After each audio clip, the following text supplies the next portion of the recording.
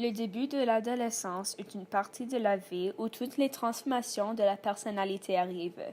Dans les jeux vidéo violents, ceci montre l'utilisation des drogues, la prostitution, le combat et plusieurs autres facteurs qui pourraient influencer les adolescents. L'influence qu'ils ont sur les adolescents est un sujet controversé pour les parents. Selon moi, les jeux vidéo ont la même influence sur eux que la télévision, ce qui veut dire que ça n'a pas de grand effet sur leur développement.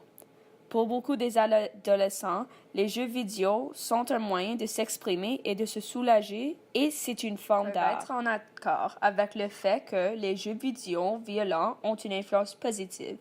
Ils nous permettent de se soulager et de s'exprimer quand les journées semblent longues. Souvent, les jeux vidéo sont beaucoup moins agressifs qu'on ne peut le croire. Plusieurs de ces jeux ont un message positif et beaucoup de leçons de vie qui inspirent tous ceux qui y jouent. Quand ils jouent avec les fusils et tuent les personnages de fiction, ça les soulage de leur colère. Selon moi, c'est plus sécuritaire pour quelqu'un de se défouler dans un jeu vidéo que dans la vraie vie où ils peuvent attaquer quelqu'un. Alexandra Edip a dit que, durant les périodes de forte vente de jeux vidéo, les crimes seraient en baisse dans les villes universitaires.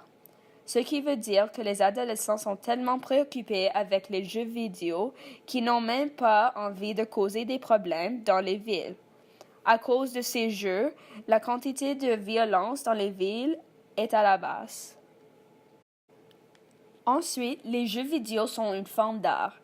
Tous les jeux vidéo prennent plusieurs années à créer, ainsi que plusieurs artistes et autres travailleurs. Quand les jeux sont violents, ce n'est pas sans raison. Il peut y avoir de la violence pour montrer la lutte que le personnage principal doit traverser pour qu'il puisse atteindre son objectif. Ou il peut y avoir de la violence pour montrer que ça vient de notre société. Michael J. a dit que les jeux vidéo sont considérés comme le 9e art. L'art est une représentation de notre société, et pour lui, si les jeux sont violents, c'est que la vie est violente. La violence qui est montrée dans les jeux peut varier entre la violence avec les fusils, avec les poings et avec des armes imaginaires.